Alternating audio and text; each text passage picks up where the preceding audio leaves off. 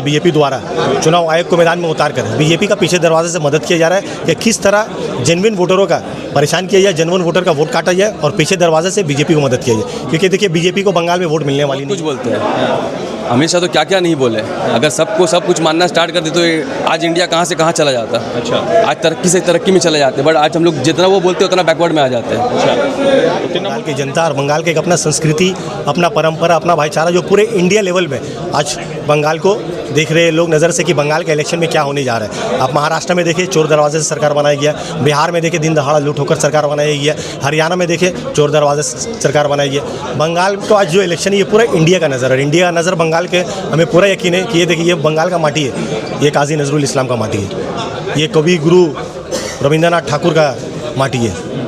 तो ये माटी सुभाष चंद्र बोस जैसे जो हमारे और आपके कैमरे में ऑन कैमरा अभी भी बोल रहे हैं 200 प्लस। अच्छा, 200 प्लस। उस टाइम भी बोले थे आपके कैमरे में, आगे बारी 5 साल रिकॉर्ड किया हुआ होगा। हाँ। और इस बार भी आप ही के कैमरे में बोले 200 प्लस। 200 प्लस। जी हाँ। बीजेपी का तो हम नहीं बोल सकते हैं क्योंकि ऑलरेडी वो घटते जा रही है। अच्छा। आया था बहुत फास्ट, बहुत सब कुछ स्ट्रेटजी दिखा के, अब वो आस्ते आस्ते से डाउनफॉल होते जा रहा है। अच्छा, वो तो चार्जशीट क्यों दाखिल कर दिया तृणमूल कांग्रेस के? जाहिर सी बात है, वो तो उनका श्रीमती ममता बनर्जी दूसरी महिला प्रधानमंत्री देश की 2029 में श्योर बनने जा रही है। पश्चिम बंगाल में लगा दिए और एक इंसान का पॉकेट चेक किया जा रहा है। क्यों चेक किया जा रहा है पॉकेट? क्या वो चोर है? रास्ते से जा नहीं सकते हैं? यही इलेक्शन जब भी आता है मिलिट्री पूरा ला करके पूरा बंगाल को तहस नहस कर दिया जाता है। क्यों किया जाता है? और यही जब पश्चिम बंगाल का इलेक्शन खत्म होता है, ममता बनर्जी की सरकार में हर इंसान सुरक्षित घूमता रहता है, हर एक महिला सुरक्षित घूमती रहती है, कोई चीज़ के उन लोगों को तकलीफ नहीं होता है। मगर यही इलेक्शन आता है 1.5-2 महीना से पूरा मिलिट्री पूरे बंगाल में सबको भेज करके और सबको तकलीफ किया जाता है, गाड़ी चेक किया जाता है, माँ बहन को रोका जाता है रात में। क्यों रोका जाएगा? क्या सब क्या चोर बेमान 2 डकैत निकले हैं? क्यों ऐसा करते हैं ये? पश्चिम बंगाल के चुनाव की घोषणा के बाद लगातार जितने भी भारतीय जनता पार्टी के नेता वो तमाम रास्तों पर है। ममता बनर्जी, अभिषेक बनर्जी अलग अलग जगहों पर जाकर अलग अलग सभाएं कर। बालीगंज जो बड़ा महत्वपूर्ण विधानसभा सीट है वहां पर शोभनदेव चट्टोपाध्याय इलेक्शन लड़ रहे हैं और अभी बहुत सारे जो उनके कार्यकर्ता उनकी बैठक हुई। लास्ट टाइम 77,000 के जीत का मार्जिन था 2021 में। 2000 जो बाई इलेक्शन हुआ था उसमें सिर्फ 22,000 का था और फिलहाल बालीगंज से 55,000 वोट काटे गए। अजहर इकबाल साहब, पश्चिम बंगाल का चुनाव है, बालीगंज पर सबकी नजर है, क्या लग रहा है क्या यहाँ होगा? क्योंकि 55,000 वोट कटे इस बार। ये 55,000 जो वोट कटा है ज़्यादातर जो लेफ्ट और डेट कटा गया है और अभी जो एडजुडिकेशन केसेस चल रहा है, वीक में 1 सीना टाइम वो केसेस आ रहा है। काफ़ी सारे लोगों का जो एडजुडिकेशन केस में जो फंसा था वो लोग क्लियर कर रहा है। उसके बाद क्लियर होने के बाद कुछ जो है जिसका कुछ डॉक्यूमेंट नहीं पाया जा रहा है, मतलब कि 100 में 2, 100 में 3, वो लोग डिलीट के केसेस में जा रहे हैं। फिर भी इसका भी उपाय है कि वो डिलीट केस अपना वो दावा कर सकते हैं, चैलेंज कर सकते हैं। और एक फॉर्म आया हुआ फॉर्म 6, उसमें बहुत सारा कुछ नए नए वर्ड ऐड किया हुआ है कि हम इस इलाके के वोटर हैं, इतने साल से वोट दे रहे हैं, लास्ट इलेक्शन में भी वोट दिए, मेरा 100 एंड 100 एपिक नंबर है, पार्ट नंबर है, सीरियल नंबर है, इतने साल से हम इतने बार वोट दिए। देखिए बात यह है कि चुनाव आयोग का इसमें जो नज़रिया है या ये खेल समझिए बीजेपी द्वारा चुनाव आयोग को मैदान में उतार कर बीजेपी का पीछे दरवाजे से मदद किया जा रहा है कि किस तरह जेन्युइन वोटरों का परेशान किया जाए, जेन्युइन वोटर का वोट काटा जाए और पीछे दरवाजे से बीजेपी को मदद किया जाए। क्योंकि देखिए बीजेपी को बंगाल में वोट मिलने वाली नहीं है। 2024 में बंगाल के लोगों ने देख लिया, बीजेपी को हम लोग यहाँ से हाफ कर दिए। हम लोगों का 18 एमपी थे, 18 से हम लोग 29 हो गए। अब बीजेपी जब ये रिजल्ट देखने के बाद बीजेपी को पता चला कि जनता हम लोगों को वोट नहीं दे रही है। हम लोग जितना भी झूठा वादा कर दे, जितना भी हिंदू मुस्लिम कर दे, जितना भी मंदिर मस्जिद कर दे, जितना भी एक भाई को एक भाई से लड़ा दे, जितना भी शमशान घाट कब्रिस्तान कर दे, बंगाल के लोगों ने वोट नहीं दिया। अब बीजेपी ने गणेश कुमार हो गए, गणेश कुमार जो बोलिए, उनको लाया और पीछे दरवाजे से मदद करे। पर बंगाल के लोग, बंगाल की जनता और बंगाल के एक अपना संस्कृति, अपना परंपरा, अपना भाईचारा जो पूरे इंडिया लेवल में आज बंगाल को देख रहे लोग नज़र से कि बंगाल के इलेक्शन में क्या होने जा रहा है। आप महाराष्ट्र में देखिए चोर दरवाजे से सरकार बनाया गया, बिहार में देखिए दिन दहाड़ा लूट होकर सरकार बनाई गया, हरियाणा में देखिए चोर दरवाजे से सरकार बनाई गया।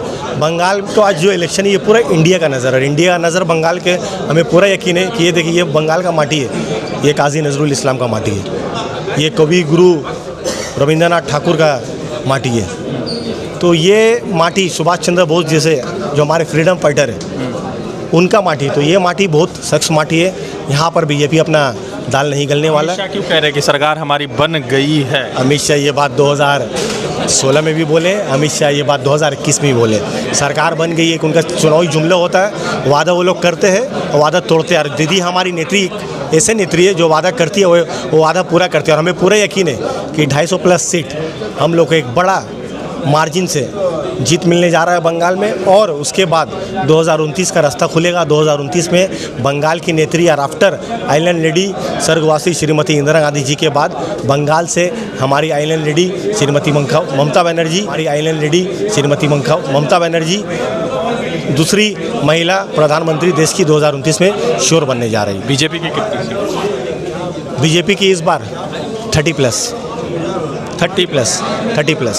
बस से ज़्यादा नहीं। 70 से वो लोग नीचे आएंगे, मेरे ख्याल से हाफ सेंचुरी भी नीचे आएंगे। जैसा जैसा इलेक्शन जाएगा, जिस प्रकार का भाषा सुनने को मिल रहा है, जिस प्रकार का वो लोग वर्ड्स यूज़ कर रहे हैं, ये समझ में आ रहा है कि वो लोग बुखलाए हुए SIR कर ले, कुछ भी कर दे। पर यहाँ की प्रिंसिपल हमारी नेत्री श्रीमती ममता बनर्जी जो अपना योजना के कारण और योजना के माध्यम से वो बंगाल की पब्लिक के दिलों में राज करती है। और साथ ही साथ हिंदू हो, मुस्लिम हो, सिख, ईसाई, देखिए गुड गवर्नेंस किसे कहा जाता है? जो सब लोगों को साथ लेकर चले। तो हमारी नेत्री सब लोगों को साथ लेकर चलती है। आज हम लोग श्रीमती ममता बनर्जी के साथ क्यों? क्योंकि वो सेकुलर नेता है। मैं समझता हूँ सिर्फ बंगाल में नहीं, पूरे इंडिया में आज के दिन में जो सेकुलर नेता है वो हमारी नेत्री श्रीमती ममता बनर्जी। इसलिए हम लोग श्रीमती ममता बनर्जी के साथ है। देखिए आज यूपी में देखिए क्या हाल हो रहा है मुसलमानों के साथ।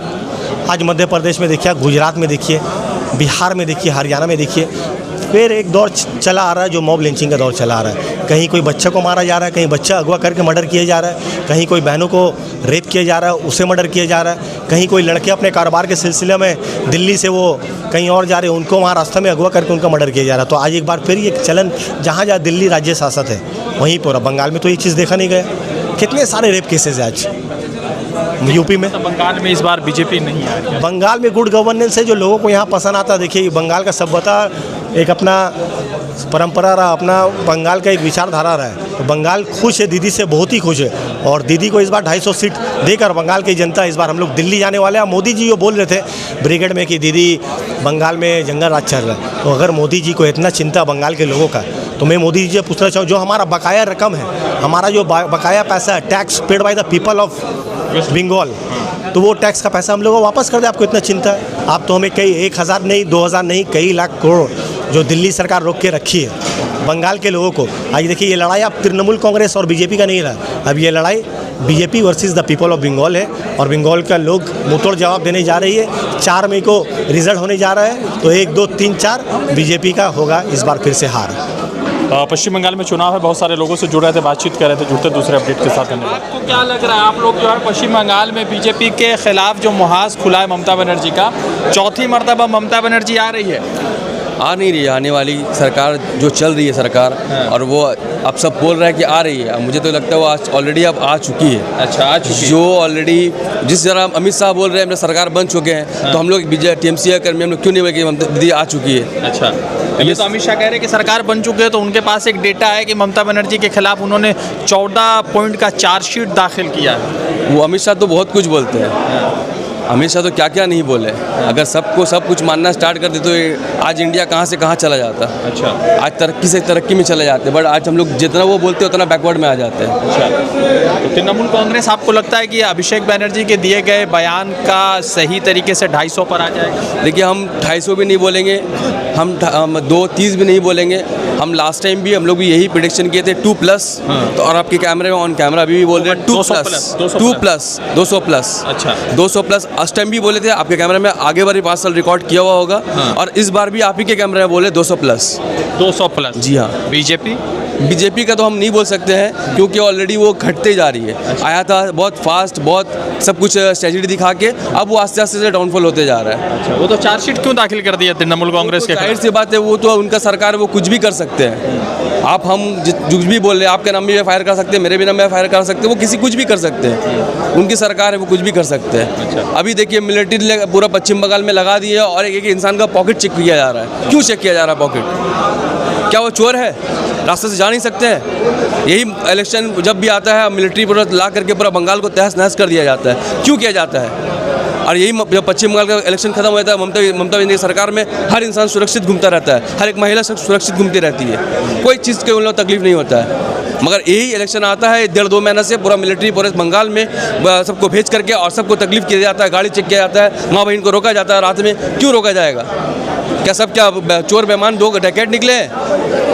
क्यों ऐसा करते हैं? ये नाराज़गी है आप? ये नाराज़गी है क्योंकि हम लोग बंगाल के लोग, हम लोग कलकत्ता के लोग, दीदी के रहने वाले जो हम लोग सिपाही है, उन लोग कभी तकलीफ नहीं करते हैं, सरकार कभी तकलीफ नहीं देती है। बट ये 1.5-2 महीना जब इलेक्शन का होता है और मिलिट्री आती है और उसको पूरा फुल इंस्ट्रक्शन दिया जाता है कि पब्लिक को हैरेसमेंट करो, या और पब्लिक को हैरेसमेंट कर करके ये पूरा गाड़ी को चेक करते हैं, सबका बाइक को चेक करते हैं, फैमिली को उतार के बुरखा चेक करते हैं। ये क्या है ये? तो भवानीपुर में ममता बनर्जी के खिलाफ शुभेंदु अधिकारी आ गए। शुभेंदु कह रहे हैं कि नंदीग्राम हराया है, अब भवानीपुर हराया। कि शुभेंदु अधिकारी वो किस तरह हराया है, रात की बत्ती बंद करके, वो सब जानता है, ठीक है।